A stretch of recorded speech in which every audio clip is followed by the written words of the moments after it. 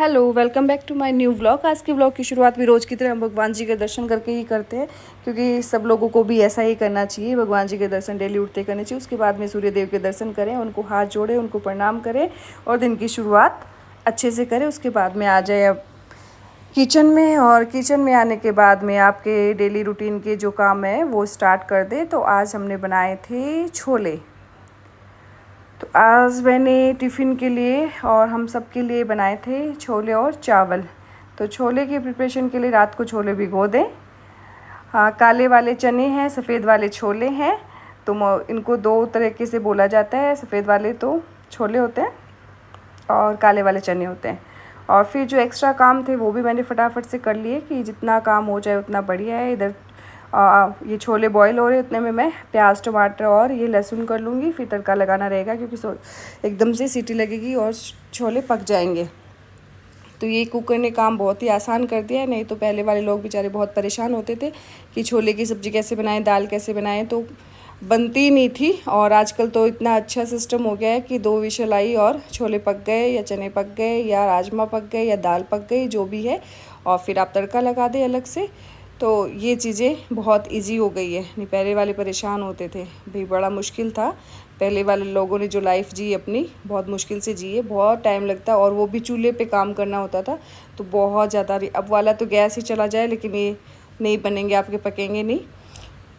लेकिन अच्छा हो गया है, कुकर की वजह से बहुत से काम इजी हो गए हैं और आपकी टाइम की बचत होगी। उसके बाद में एक्स्ट्रा जो बर्तन का रहता है या सब्जियां सेट करनी होती है, जो भी एवरीथिंग जो भी काम रहता है, तो मैं कर लेती हूँ। मेरा टाइम वेस्ट नहीं करना चाहती 2 मिनट का भी कि मैं बैठ जाऊँ और मेरा टाइम वेस्ट हो जाए, बिल्कुल नहीं। ऐसा मैंने कभी किया नहीं है और करना नहीं चाहती। मैं चाहती हूँ कि जितना काम हो जाए उसके बाद में आप फ्री होके बैठे। और ये नींबू का अचार था, उसमें मैंने आज चीनी डाल के धूप में रख दिया इसको। अब मैं बनाऊँगी चावल। चावल बनाने के लिए आप चावल को पहले आधा घंटा भिगो दें। भिगोने के बाद पानी गर्म करें थोड़ा सा, और पानी गर्म करें, हल्का सा बॉईल कर लें, नहीं तो कोई ज़रूरत नहीं है। और उसमें फिर आप डाल दें चावल। और मेरे ये 3 बर्नर वाला चूल्हा आने के बाद में मुझे बहुत ईजी हो गया। मेरा काम बहुत फटाफट हो जाता है। मैं 2 घंटे लगाती, वहाँ मेरा आधे से पौन घंटे में काम हो जाता है, क्योंकि तीनों तरफ से मैं यूज कर लेती हूँ। एक तरफ चावल, दूध, और मतलब जो भी है, रोटी बनानी होती है, सब्ज़ी बनानी होती है, दूध बॉईल करना होता है, या जो भी काम करना होता है, मेरा फटाफट हो जाता है। और मैंने जितने बर्तन किए थे वो भी मैंने क्लीन कर दिए सुबह सुबह। उसके बाद मैं चली जाती हूँ योगा क्लासेस। और योगा क्लास में जाने के बाद हमने आज की थी थोड़ी सी स्ट्रेचिंग, और स्ट्रेचिंग भी बहुत ज़रूरी है। इससे आपके शरीर में फ्लेक्सिबिलिटी बनी रहती है। जैसी भी हो, आप रेगुलर करेंगे तो बहुत अच्छे से कर पाएंगे, परफेक्ट हो जाएंगे। लेकिन धीरे धीरे करें, एक दिन में सब कुछ नहीं हो पाता है, और किसी ने भी नहीं किया और कोई कर भी नहीं सकता। तो आप धीरे धीरे शरीर को फ्लेक्सिबल करें। और ये वाली एक्सरसाइज है, ये भी बहुत अच्छी है, पावरफुल एक्सरसाइज है। आपको लगता है कि इजी नहीं है, ये बहुत पावरफुल है। इसमें बहुत पसीना आ जाता है करते करते। 16 कमर, हाथ, घुटने, थाइस सबको कवर कर रही है। उसके बाद में सबसे ज़रूरी जो चीज़ है हमारी है सूर्य नमस्कार। 5, तो सूर्य नमस्कार सब लोग करें। देखिए, बहुत ही परफेक्ट तरीके से सब लोग करना सीख गए हमारे योगा में। और आज हमने अच्छे से सूर्य नमस्कार के 11 हल्का सा होल्ड करके किया था। और उसके बाद में ये वाले आसन हो गए, जो कमर के लिए, पेट के लिए, ब्रेन के लिए, सिर के लिए, आंखों के लिए। उसके बाद में गत्यात्मक अभ्यास हो गए, साइड वाले फैट को कम करते हैं, और पेट से रिलेटेड जितनी भी प्रॉब्लम होती है उनको भी क्योर करते हैं। उसके बाद में ये वाले विपरीत वाले अभ्यास किए हमने, जो सांस भर दे, पीछे गर्दन को होल्ड करना है। उसके बाद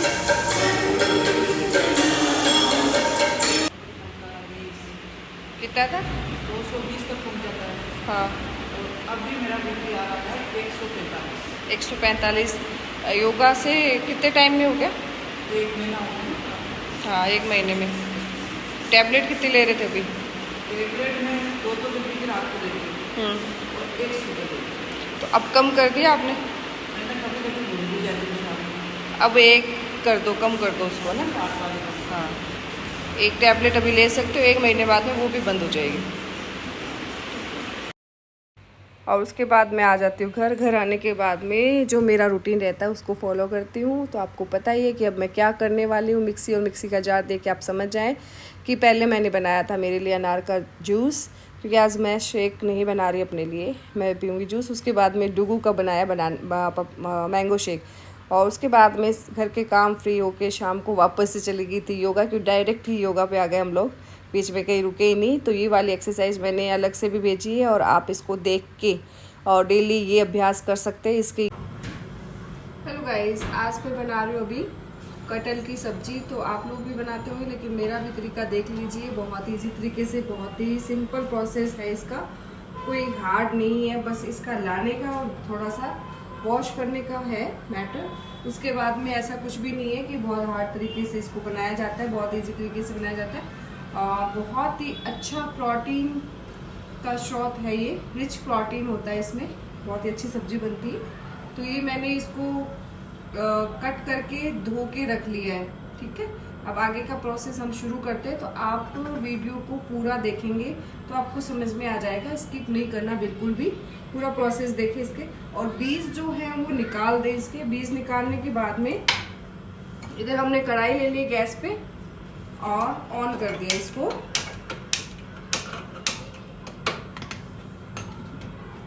और इसमें फ्राई करने के लिए तेल डाल देते हैं हम, मस्टर्ड ऑयल खूब सारा डालें जिसमें से डीप फ्राई हो जाए।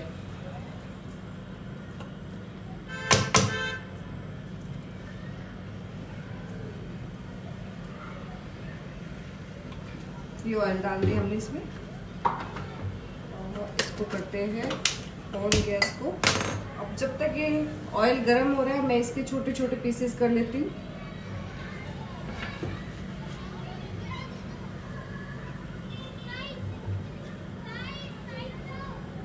ये जो गुठलियां वो निकाल दे आप साइड में।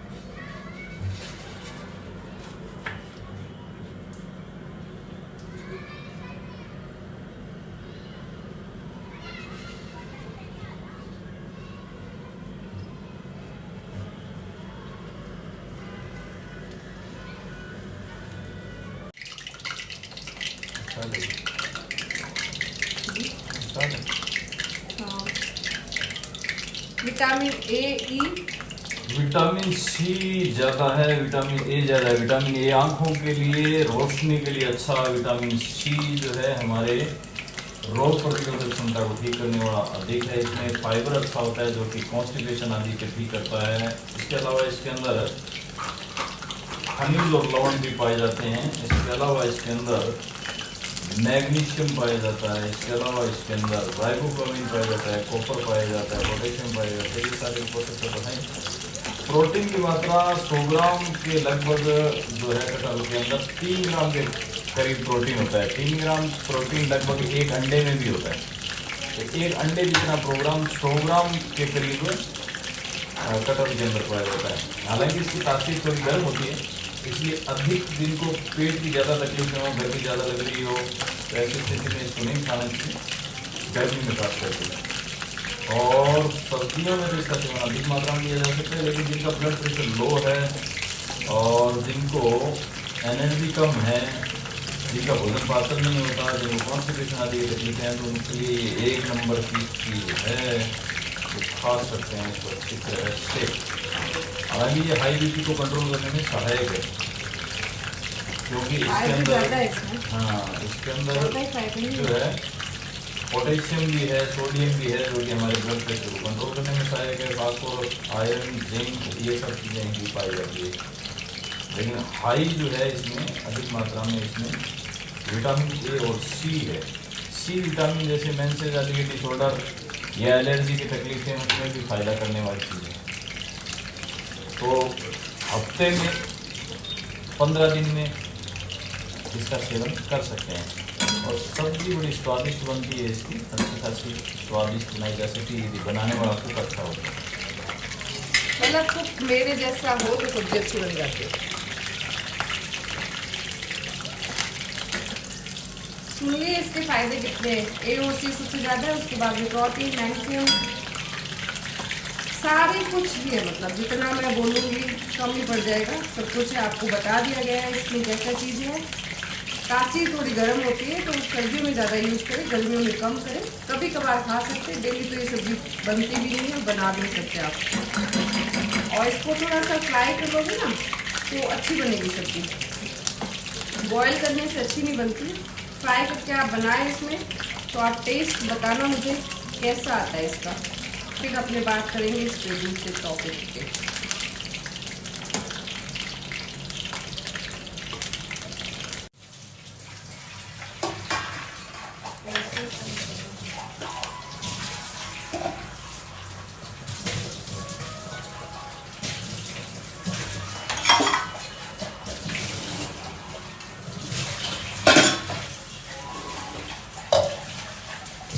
तो प्याज, 4 टमाटर और ये लहसुन, इसके बनाएंगे अदरक भी डाल दो, अदरक थोड़ी सी डाल दो।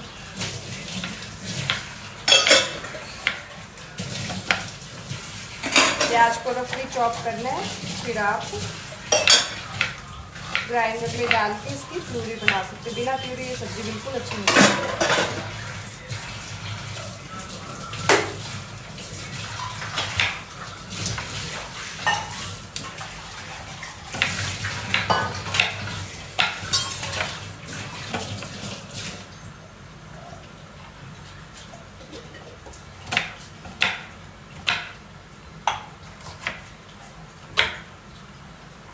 ये डाला इस पर और ये टमाटर भी हम डाल देते हैं इसमें।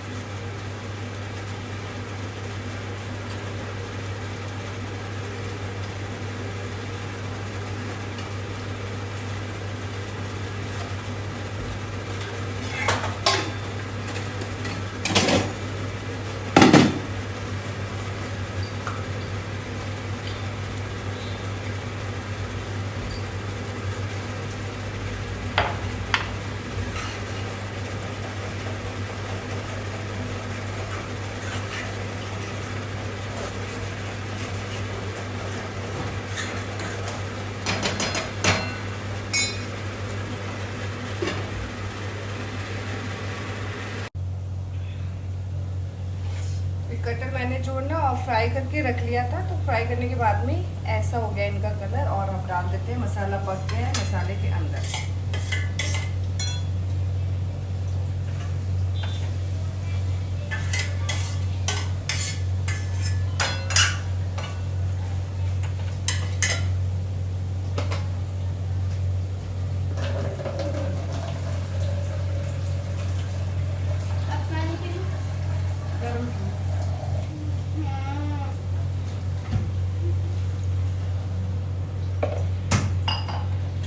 पानी भी इसमें मैंने डाल दिया जिससे तरी बन जाएगी इसमें भी। थोड़ी देर बाद में देखते हैं सब्जी का क्या हालचाल रहता है।